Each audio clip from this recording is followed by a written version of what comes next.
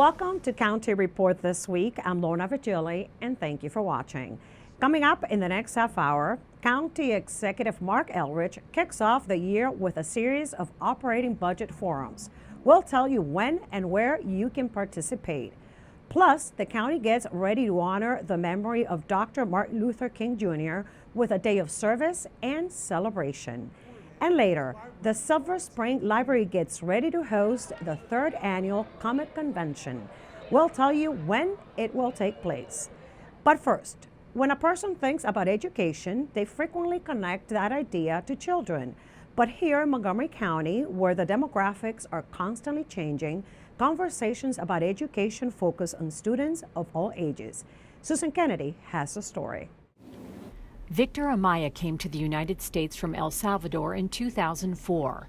He has always worked and currently lives with his wife and daughter in Silver Spring. Victor wants to get his electrician's license. Right now, he's an assistant and he's also working nights at a restaurant. But for the past several weeks on Mondays and Wednesdays, Victor has been making time to come to the Long Branch Library, where he is learning math as part of the Montgomery County Literacy Council's GED prep program. I want to get a license, but I didn't know that I had to have the GED to get a license, so that's why I'm taking this class. Lots of people, come to this country at various stages of life.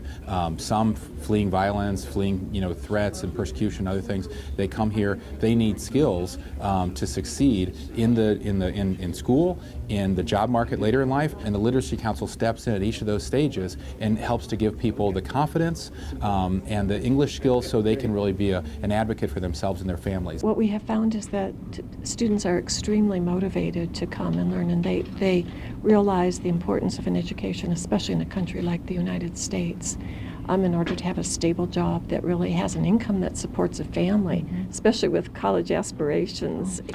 So the Literacy Council just provides, that basis, being tuition free. It's amazing. Everybody wants the best for your kids. That's what I try to do. In the future, maybe she's getting big every day. One day she's gonna need to maybe go to the college or something. And I expect to get enough money how to take care of her. Those are exactly the kind of stories that need to be told about so many immigrants in Montgomery County and really everywhere that contribute so much and work so hard, just to provide better opportunities for their families. And the more those stories are told, the more public support there is. It's really as simple as that. They're such a great face of the community, and they really deserve to have their face out there.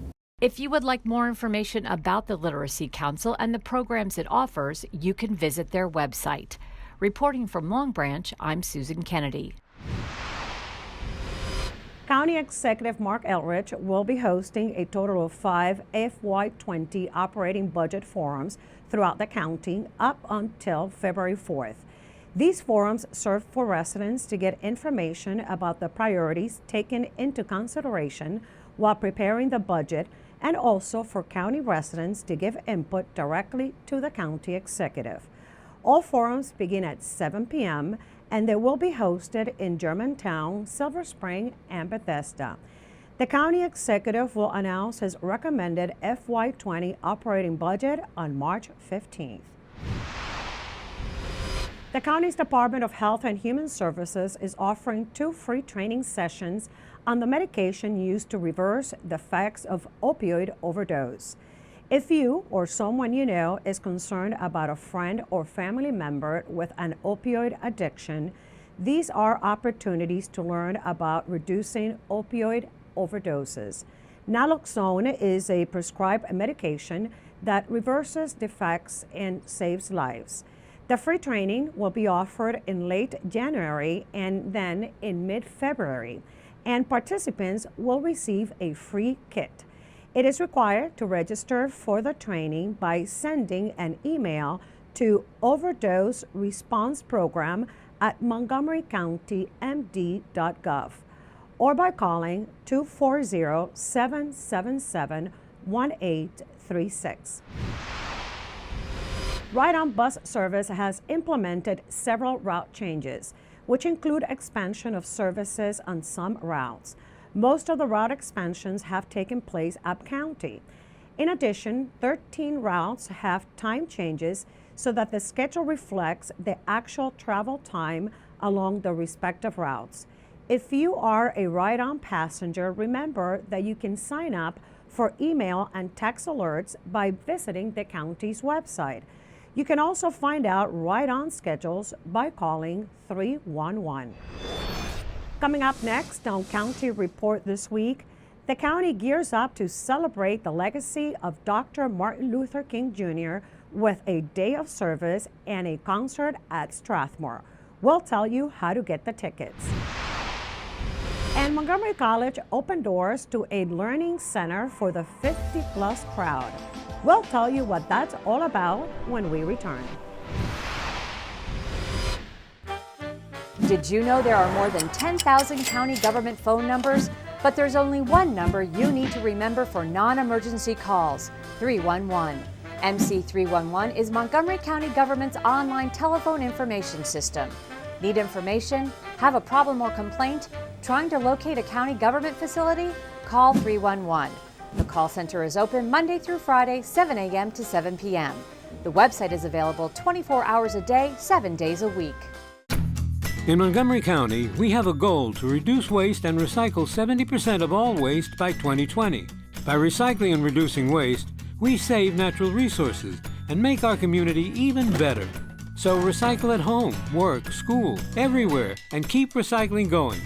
For more information, call the Montgomery County, Maryland Division of Solid Waste Services at 311 or visit montgomerycountymd.gov/recycling. Keep it going. Recycle more now. Welcome back to County Report this week. I'm Lorna Virgili. The Dr. Martin Luther King Jr. holiday will be observed on Monday, January 21st. We join together to honor Dr. King's life and teachings at the Montgomery County MLK Day of Service from 1 to 3 p.m. at the Bethesda North Marriott Conference Center, as well as our partner sites at the Silver Spring Civic Building and Seneca Creek Community Church in Gaithersburg. Thousands of volunteers will participate in community service projects that will help many local nonprofits, cutting fabric into scarves for the homeless, painting Valentine's Day cards for the men and women in the U.S. military. These are just a few ways that dozens of Montgomery County residents can volunteer on Dr. Martin Luther King Jr. Day. Volunteers say servicing on this day is a great way to build better relationships within the community. For more information and to find out where you can volunteer, go to montgomeryserves.org. Also, on Monday, January 21st, the county will be hosting its free annual MLK Tribute and Celebration. The celebration will be held at the Strathmore, and the free tickets will be distributed on site the day of the performance starting at 2:30 p.m. One of the event's highlights will be a special performance by jazz violinist Chelsea Green, who is an international recording artist, and a visual arts exhibit prepared by Montgomery County students will be displayed at the venue. The free tickets are required to attend and will be distributed on a first-come, first-served basis, and the program will begin promptly at 3:30 p.m. For more information, visit strathmore.org. Yes, I'm very excited about this year's program. Our theme is Women of the Dream. We'll focus in on women who were part of the civil rights movement and learn a little bit about their struggle and their commitment to advancing all of mankind. We're pleased also to have with us this year a very special guest, Chelsea Green, who is a jazz violinist who brings to the stage a tremendous gift of musicianship and artistry. We'll also have a number of local people within the community who will be providing entertainment to support this marvelous story of women of the dream.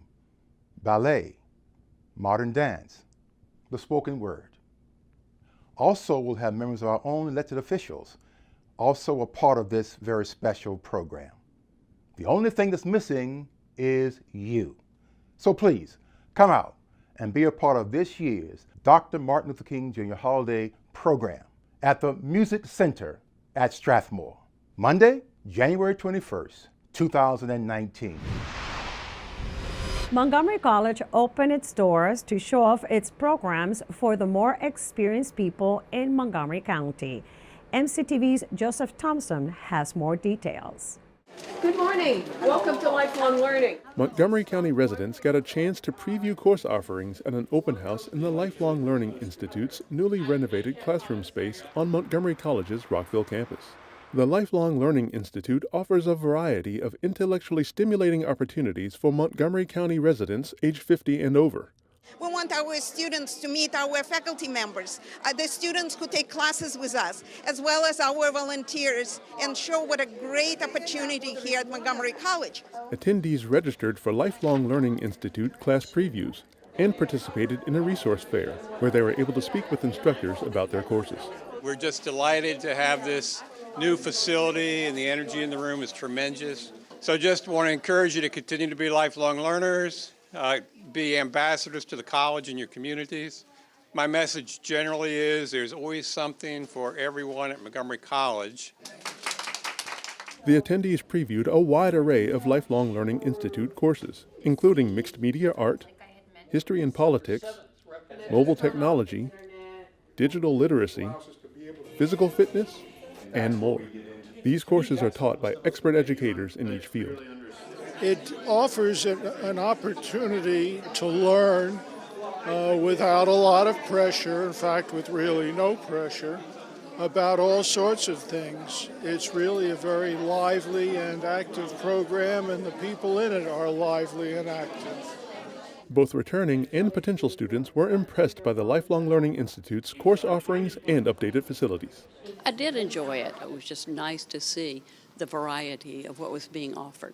Today has been absolutely incredible in that I've learned things, of course, that I didn't know when I arrived here, and that's what I think is so incredibly important about what Montgomery College is bringing to the public.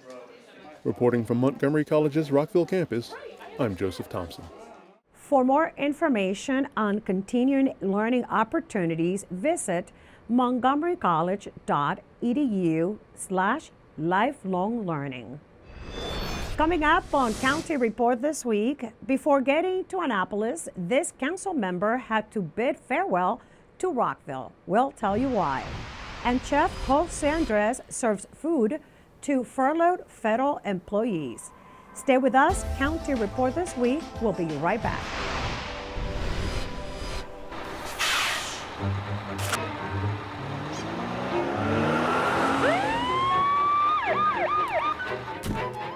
Hey, mister, down here. You illegally passed the stop school bus. I'm placing you in timeout, and this timeout means big fines, plus you really could have hurt somebody. That's why school buses are being equipped with video cameras to help kids like me stay safe, so respect the bus. We all know the stress of driving into downtown Silver Spring and the district, but thanks to Ride On, I don't have to worry anymore. Route 129 is a new limited stop bus route running both directions along the US 29 corridor, from Burtonsville Park and Ride to the Paul Serene Silver Spring Transit Center. There are even free, convenient park and ride lots along the route. Now my commute is relaxing. Plus I'm helping get cars off the road, reducing congestion and my commute time. Ride On. Get there faster. Welcome back to County Report this week. I'm Lorna Virgili. The Montgomery County Office of Consumer Protection provides information for consumers about scams in our area. Here's the latest. Hello, I'm Joy Matthews, an investigator at the Montgomery County Office of Consumer Protection. I'd like to alert you about some recent phone scams in our area. The first involves scammers who pretend to be Pepco employees and ask for money. The scammer claims to work for the utility company and informs the resident that he or she is behind in their utility bill. The scammer then tells the resident to pay the bill by getting a prepaid debit card and relaying the debit card's information over the phone.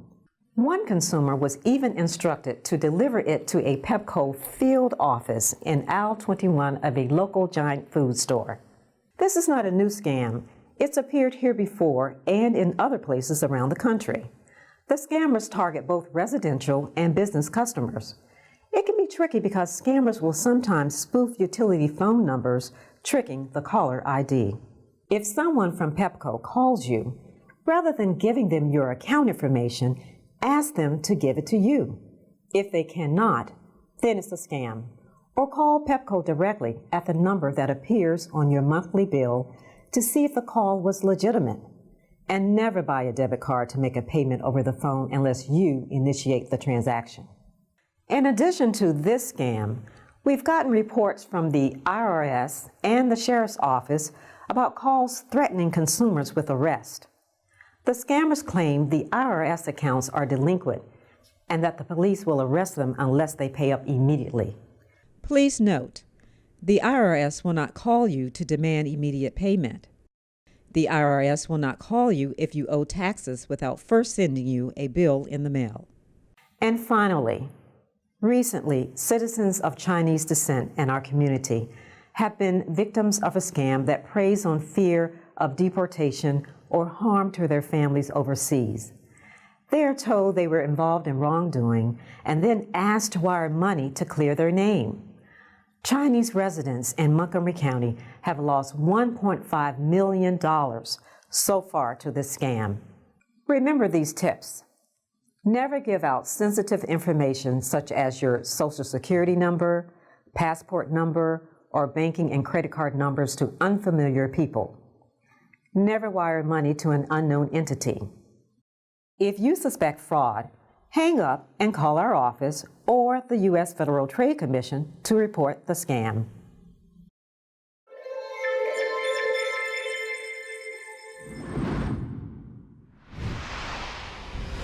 Maryland Governor Larry Hogan kicked off the 2019 Maryland legislative session in Annapolis this week. The Montgomery County delegation has several new members, including one who used to serve at the Rockville City Council. We take you to her farewell from the city. From council member to state delegate, Julie Polakovich Carr is starting a new journey in her political career in the Maryland House of Delegates, becoming a new member of the District 17 team. I am very much looking forward to working on a new set of issues as a state delegate, things like public transportation, the tax rates, like public school education. Looking forward to learning about those issues and wading in. Polakovich Carr is ending her 5 years as a Rockville council member with admiration for her colleagues and a pride that she fulfilled her civic duty to the people who live and work in Rockville. It's been an honor having the opportunity to serve the residents of Rockville. I thank everyone in the community for the opportunity to serve on the city council, to hear their concerns, and to raise those up within local government. I'd say my most proud accomplishment was passing the Fostering Community Trust Act, which was the local law we put in place to make sure that our local immigrant population is protected so long as they're abiding by the laws while they're here. And now, State Delegate Julie Polakovich Carr has some words of wisdom to share to anyone who is looking to become a part of Rockville's governing body. You're here to make decisions on behalf of the entire city, and that's not always an easy or clear task. To do this job well, you have to ask a lot of questions, thoughtfully analyze data, look to best practices in other jurisdictions, and be willing to consider alternatives. Being an elected official is not always about making the most popular choice. You're here to make decisions that are in the best interest of Rockville, even if that isn't the politically expedient option. Polakovich Carr's vacated city council seat will be filled by a special appointment process to be conducted by the remaining members of the mayor and council. For County Report This Week, I'm Craig Buchanan. And while Congress and the White House debated an agreement on the partial federal government shutdown, a local chef opened doors of one of his restaurants to feed furloughed federal employees. We are inviting any government employees that have been affected by the shutdown to come and join us in the bar area between 2 and 5 for our complimentary flauta. A flauta is a Spanish sandwich, which is one of the staple items in the jaleo menu. And what we want to do is be able to show some support for the community, something that we have always been extremely passionate about as a company. We know that there's people that are not going through the best of times right now, and we think that for them to be able to come in and join us in our restaurant, eating one of these sandwiches is something that would definitely help out at this moment. Jose Andres has always been extremely passionate about helping people. A few years ago, when Hurricane Maria hit the island of Puerto Rico, he was one of the first people to mobilize and get people involved to try and rebuild the island. He saw that there were a lot of people going through a very challenging time, and he discovered that one of the things that he could do was be able to provide food for people in need.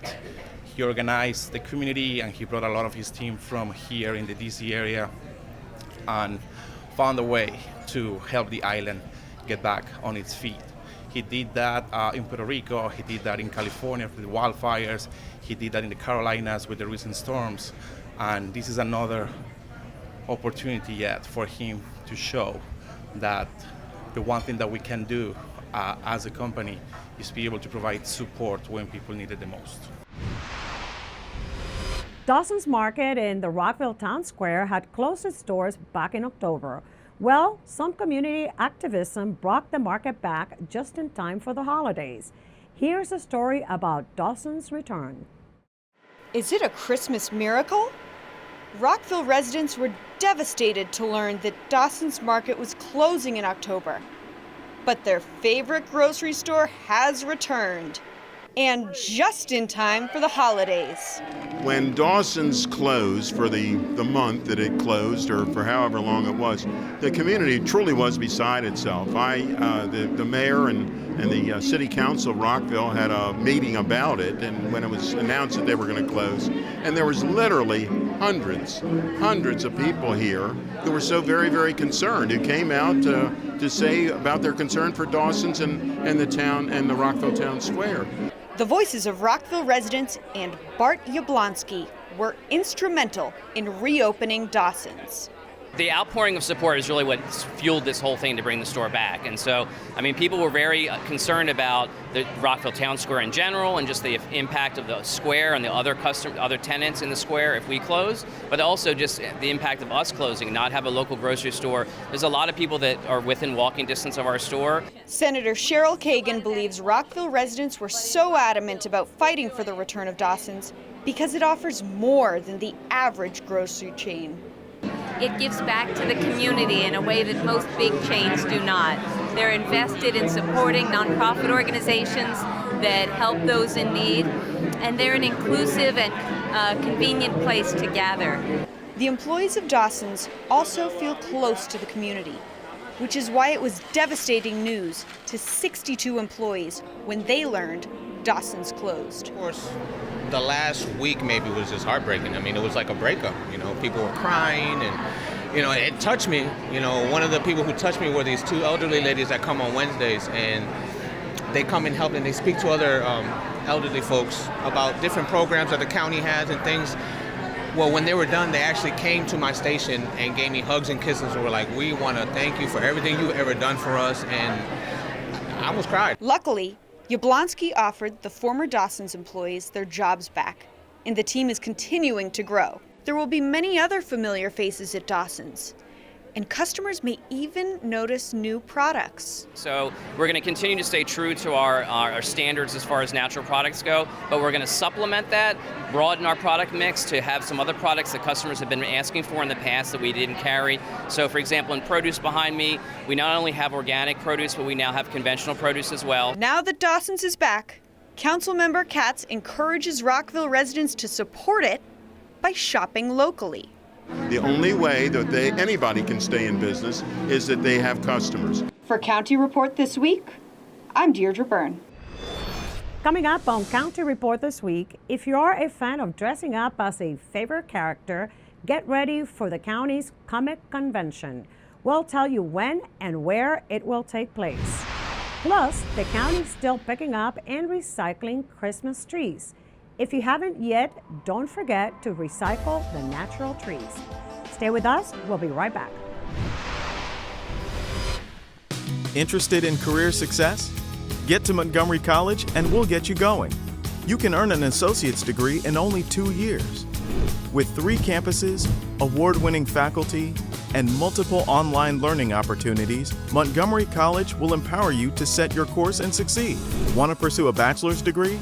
If you start at MC, you can save 1/3 on total tuition costs of a 4-year program. Apply today.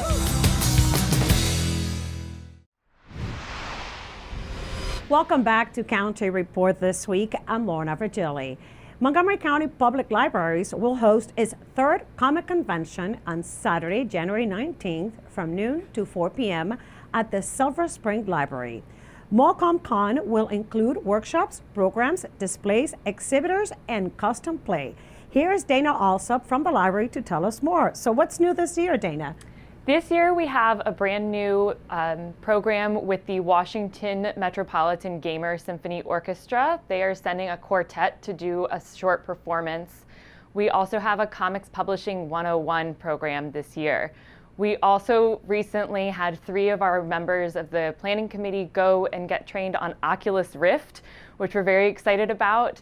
And participants will be able to play Beat Saber, which is a bit like Dance Dance Revolution for your arms. We will also have a Mario Kart room, and this year we're going to have 2 escape rooms. Last year we only had 1.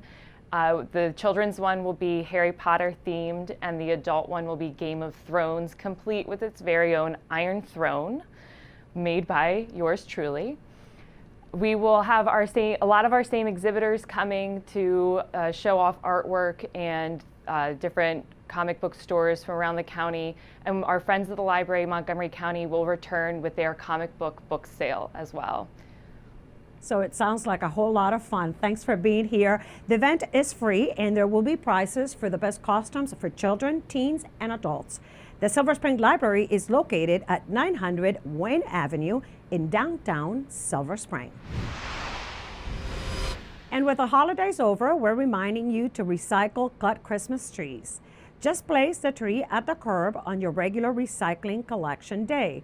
Make sure that all ornaments, lights, and stands are removed from the tree. For more information on recycling, visit montgomerycountymd.gov/recycling. We're still in the middle of winter season, but our recreation department is already thinking summertime. Summer camp registration begins on January 22nd. As usual, hundreds of fun and exciting camps that promote active and healthy lifestyles for children are offered for the summer. Registration can be done by visiting activemontgomery.org. Also, Recreation is hosting a summer camp fair on January 26 from noon until 3 p.m. at the North Potomac Community Recreation Center. This is an opportunity to meet recreation staff and instructors, learn about financial aid, and register for summer camps. The Summer Camp Fair is designed to showcase the wide range of summer camps offered by the county. Of course, it is free and open to the public. Now it's time to meet our pet of the week. Here we have Chaton. He is a 2-year-old white and brown domestic short hair. He is very elegant. He likes to stroll around his surroundings and observe everything. A fun fact is that his name is actually French for kitten. He loves petting once he gets settled into his environment and loves playing with all of his favorite toys, especially ones that he can swipe at. Chaton is looking for a chance to find his forever home to start off the new year right, so let's grant him his wish. Please call the Montgomery County Animal Services and Adoption Center at 240-773-5900 or visit Chaton on the web at montgomerycountymd.gov/ASD. And with that, we close this edition of County Report this week. Remember to like us on Facebook and to join us again at this time every week for a look at what's going on inside Montgomery County. I'm Lorna Virgili, and thank you for watching.